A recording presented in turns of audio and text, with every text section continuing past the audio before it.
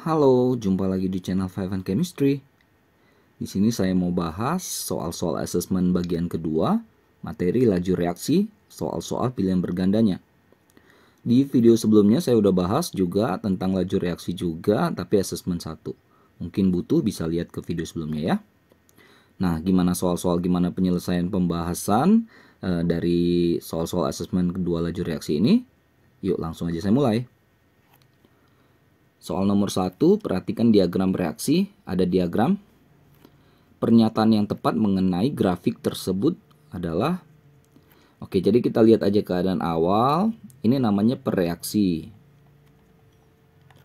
ya, atau reaktan.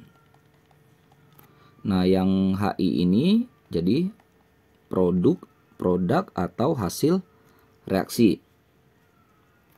Nah, jarak dari produk ke reaktan atau reaktan ke produk ini namanya delta H atau perubahan entalpi. Karena produk di atas, reaktan di bawah, delta H itu kan H produk kurang H reaktan. Artinya yang atas kurang bawah atau lebih besar kurang lebih kecil pasti hasilnya lebih besar dari 0. Nah, ini adalah reaksi endotherm. Jadi grafik ini adalah grafik untuk reaksi endotherm. Reaksi endotherm adalah reaksi yang menyerap kalor. Dari mana diserap? Dari lingkungan, karena dia butuh. Atau biasa dibukukan dari sistem menuju dari lingkungan menuju sistem. Oke. Nah, ini jarak dari H reaksi ke puncak ini namanya energi aktivasi, energi minimum yang dibutuhkan untuk berlangsungnya reaksi itu. Oke, mudah-mudahan Anda bisa membantu jawab yang ini pernyataan ABCDE-nya. Yang A exotherm jelas salah. Delta H 77, delta H kan ini 48 ke 12, berarti 36, salah ya. Energi aktivasi, energi pengaktifan 12 ke 89, 77. Salah, ini B dan C dibalik ya opsinya ya. Menyerap kalor dari lingkungan, benar. Reaktan lebih besar, lebih tinggi dari produk, salah, terbalik. Jadi opsi yang tepat adalah yang D ya. Oke, untuk nomor 2, di antara reaksi berikut yang paling cepat menghasilkan endapan belerang adalah, oke, jadi ini ada reaksi antara HCl dengan Na2S2O3. Nah, ini ada suhu yang berbeda ya. 40, 30, 45, 30, 45, 45, 30. Faktor suhu ini dominan ya. Jadi yang 30 ini kita eliminasi aja dulu. Lalu kita ke faktor lain, faktor konsentrasi. 2M, 2M, 1M. Udah pasti yang 1M kalah gitu ya. Jadi tinggal A atau C. Sekilas kan kayaknya mirip semua, tapi di sini ada ini perlakuan 10 ml air ditambahkan. Artinya dilakukan pengenceran. Pengenceran memperkecil konsentrasinya. Jadi malah yang A lebih lambat daripada yang C. Maka yang paling cepat adalah yang C. Oke. Nomor 3 nih yang hot katanya. Zinc bereaksi dengan asam sulfat. Persamaan reaksinya seperti ini. Ini ada gas H2 yang dihasilkan. Grafik berikut yang secara tepat menunjukkan hubungan antara volume gas yang terbentuk dengan waktu pada reaksi tanpa katalis W dan dengan katalis C. Tanpa itu dianggap W, garis W, yang dengan garis yang C. Ingat, katalis adalah zat yang mempercepat ya. Dia mempercepat reaksi itu berlangsung ya. Tapi kalau jumlahnya dia nggak berpengaruh. Dia nggak mempengaruhi jumlah produknya. Hanya mempercepat saja. Oke, jadi kalau dia yang cepat itu, yang dengan katalis itu grafiknya itu akan lebih tajam ke atas ya. Misalnya yang A ini. Yang A ini udah pasti terbalik. Ya. Jadi yang lebih tajam ke atas gini itu harusnya yang lebih cepat. Ini kan W yang lebih cepat. Salah kan? Karena W tanpa katalis. Ya, jadi ditaruh di A ini ya buat pengecoh ya. Oke, Satu lagi, H2 itu kan produk. Produk tuh pasti nilainya naik, bertambah kan. Maka yang E bisa dicoret karena turun. Lalu yang B, kalau kita lihat, yang W lebih tinggi dari C. Enggak lah. Ininya maksudnya titik-titik itu harusnya sama kan. Produk jumlah volumenya itu nggak berubah. Ini kalau mau ini ya gini. Tapi kalau volumenya ini berubah ya enggak. Dia nggak mempengaruhi jumlah ya. Sama ini kan juga jumlahnya beda ini. Maka opsi yang tepat adalah yang D lah. Satu, dia C yang katalis kan, dia lebih tajam ke atas. Ya, volume yang dihasilkan sama kan sini. Yang W yang tanpa katalis. Itu ya. Jadi kalau misalnya ada lagi yang misalnya lebih cepat lagi, atau lebih lambat lagi, berarti dia lebih ke sini lagi gitu. Kalau ada yang cepat lagi, berarti dia ke atas gini. Bisa ya dibedain ya. Yang lebih cepat dengan yang lebih lambat ya. Dengan atau tanpa katalis harus tahu membedakannya. Yang dadu ya. Nomor 4, laju reaksi bertambah. Nah, ini data-datanya harus di-highlight ya. 2 kali lipat jika suhu dinaikkan 10 derajat Celcius. Ada percobaan 40 derajat Celcius. Ternyata lajunya X. Ya, molar per second. Nah, kalau 40 derajat Celcius X, kalau 10 derajat berapa? 80 derajat berapa? Ada dua pertanyaan. Nah, sekarang yang pertama kita bandingkan yang 10 derajat Celcius yang ditanya dengan yang diketahui 40 derajat Celcius. Jadi V yang 10 itu sama dengan delta V pangkat delta T per N kali V0, V yang diketahui. Nah, kita bongkar gini ya. Delta V itu lajunya itu bertambah berapa kali? Disoalkan di atas 2 kali. Delta T selisih dari yang ditanya dikurang yang diketahui suhunya. Yang ditanyakan 10 derajat, yang diketahui 40.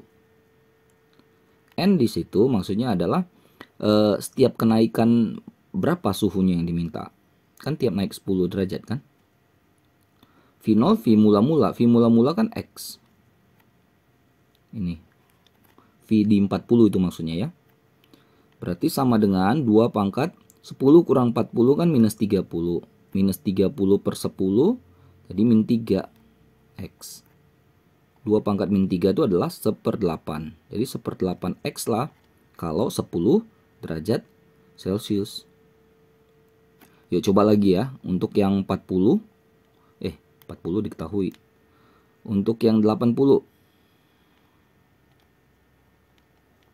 berarti delta V sama rumus ya. Delta T per N kali V0 di sini V40. Saya buat V40 aja deh. Gini. Biar kelihatan. Oke. Deltanya ini kenaikan berapa kali lipat sih lajunya gitu. Delta T-nya yang ditanyakan 80, diketahui 40, dibagi tiap naik berapa? Tiap naik 10. Kali V0-nya itu adalah X. 2 pangkat 80 kurang 40 kan 40. 40 per 10, 4. Atau 16 X. Jadi 16 kali lebih cepat. Opsi yang tepat adalah yang B. Kalau lupa misalnya rumus, bisa kok main ini ya, logika lah istilahnya ya. 40, 50, 60, 70, 80, 30, 20, 10. Nah kan katanya di sini X. Ya jadi kalau naik 10 katanya jadi 2 kali lipat, berarti ke sini 2X kan. Naik lagi 10 berarti jadi 4X. Naik 10, 8X. Naik 10, 16X. Jadi pada 80, 16X. Sama kan? Dengan cara yang sama kalau turun dari X berarti jadi setengah X. Turun lagi jadi 1/4X. Nah pada 10 berarti 1/8 X. Sama kan jawabannya? Jadi kalau lupa rumus boleh pakai seperti itu ya. Oke, lanjut soal nomor 5. Perhatikan gambar pelarutan 5 gram CaCO3 dalam 100 ml HCl, larutan HCl. Oke, ini ada 5 percobaan. Berdasarkan gambar tersebut, urutan terjadinya reaksi dari yang paling lambat. Hati-hati dengan ini ya. Paling lambat itu berarti suhunya paling rendah. Ya, jadi yang lebih rendah mana suhunya? Ini paling rendah 2 ini ya. Lalu kalau udah faktor suhu, lihat konsentrasi, sama konsentrasi mereka. Nah, harus hati-hati serbuk dengan kristal. Kan luas permukaan serbuk tuh lebih besar daripada luas permukaan kristal. Jadi bendanya makin kecil, luas permukaannya makin besar. Reaksi lebih cepat. Jadi bisa kita pastikan yang paling lambat ini nomor ini kedua. Nah, maka opsi tinggal ini C dan D. Jadi kemampuan eliminasinya gitu ya. Udah, setelah itu ya berarti pasti nomor 1 kan. Karena suhunya udah 25. Sebenarnya udah ketahuan jawabannya. Ya, 21. Terus ini 40 kita bandingkan 3 sama 4. Nah, ini serbuk sama kristal. Kristal lebih lambat. Berarti 4 dan 3. Ini yang paling cepat udah pasti. Suhu paling tinggi, serbuk juga. Udah beres, udah pasti dia paling cepat. 21, 4, 3, 5. Opsi yang tepat yang C ya.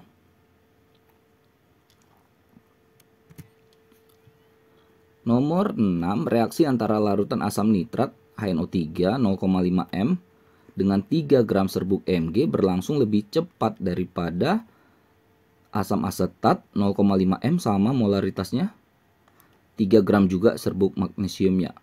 Kenapa kalau pakai asam nitrat lebih cepat?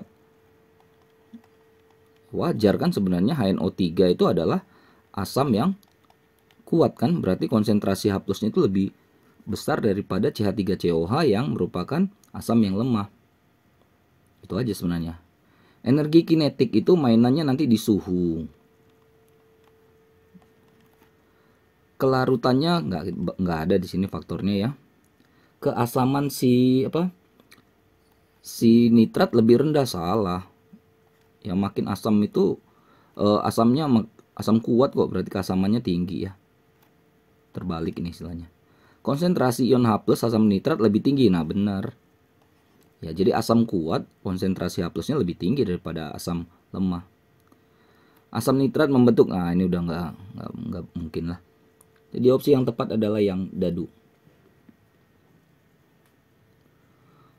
Oke, nomor 7, laju reaksi suatu reaksi akan menjadi 3 kali lebih cepat dari semula setiap kenaikan X derajat Celcius. Suhu 30, 9 menit.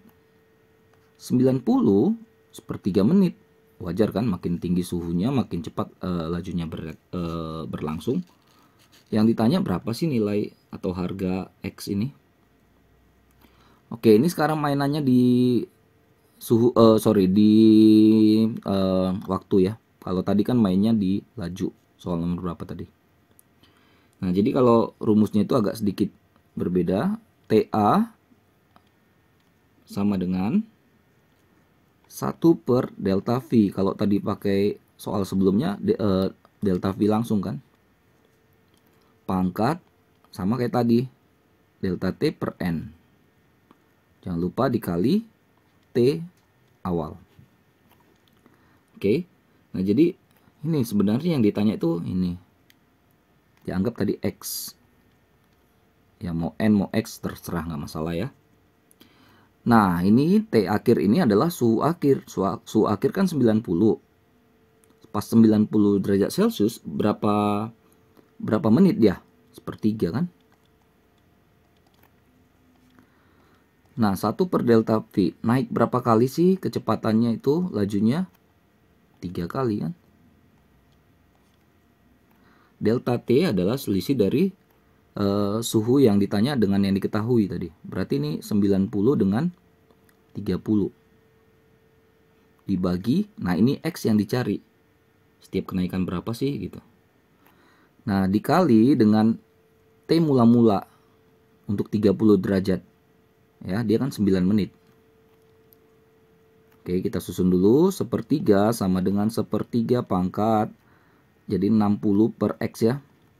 Kali 9. 9-nya kan pindah ke kiri. Jadi 1/27 kan. Sama dengan 1/3 60 per X. 1/27 itu 1/3 pangkat berapa? Kan 3 pangkat 3 27. Berarti 1/3 pangkat 3 ya. 1/3 pangkat 60 per X. Kita bisa coret ini yang 1/3-1/3-nya. Berarti 3 sama dengan 60 per X. Maka dapatlah X sama dengan 20. Jadi 20, tiap kenaikan 20 derajat Celcius lah yang dimaksud. Oke, opsi yang tepat adalah yang B. 8, 9, 10. Ini karena teori semua langsung di sini ya. Oke, 8. Ridwan mereaksikan 50 ml larutan CH3COH 0,1 M dengan 5 ml NaOH 1 M menurut persamaan reaksi berikut. Reaksi tersebut dapat ditingkatkan lajunya dengan cara apa? Tambahin aquades, pengenceran ya makin lambat. Menaikkan suhu larutan asam asetatnya. Ya masih mungkin ya. Nih, kan suhu kan kalau dinaikkan makin cepat ya. Lalu yang C, menurunkan suhu ya, udah pasti salah. Turun suhunya makin lambat. Mengganti konsentrasi larutan NaOH 1 M menjadi 0,5 M. Konsentrasinya makin kecil, makin lambat. Sama juga konsentrasi CH3COH-nya 0,1 jadi 0,01, makin lambat. Ya, ini kan makin cepat peningkatan. Berarti opsi yang tepat adalah yang B. Menaikkan suhu larutan asam asetatnya. Salah satunya dipanaskan itu ya. 9. Berdasarkan teori tumbukan, kenaikan suhu dapat mempercepat laju reaksi karena jadi suhu itu permainannya adalah energi kinetik. Gitu aja. Jadi reaksinya itu energi kinetiknya, geraknya itu lebih cepat sehingga memungkinkan lebih banyak terjadi tumbukan, lebih cepat terjadi tumbukan. Sedangkan energi aktivasi itu mainannya di katalis. Oke. Yang tepat yang B ya. 10. Ada percobaan penguraian H2O2 menjadi H2O dan O2. Ini datanya. Berdasarkan data percobaan tersebut, zat yang berfungsi sebagai katalis adalah katalis itu mempercepat. Kalau mempercepat itu bisa dilihat dari hasil pengamatan gelembungnya makin banyak. Berarti ada katalis di 2 dan 4. Logikanya begitu. Karena dia banyak. Ya ini sedikit-sedikit berarti tanpa katalis.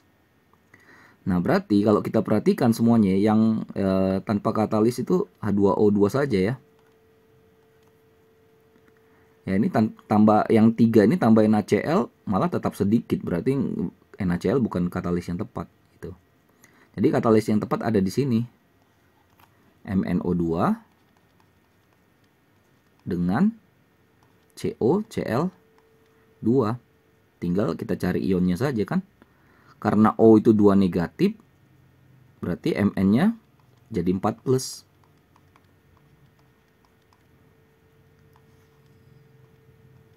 Nih.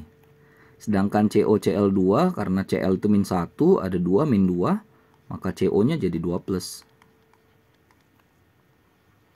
Jadi katalisnya adalah ion Mn4 plus dengan ion CO2 plus. Jadi yang A langsung dapat jawabannya. Oke, selesai ya pembahasan soal asesmen 2 materi laju reaksi soal pilihan bergandanya. Mudah-mudahan bisa dipahami, bisa dimengerti, mudah-mudahan membantu buat kalian yang terutama sedang mempelajari materi ini. Mohon maaf atas kesalahan dalam pengucapan ataupun penulisan. Saya cuma berniat membantu saja ya. Jangan lupa cek terus update terus video-video terbaru lainnya di channel Five and Chemistry ini. Sampai jumpa dan bye-bye.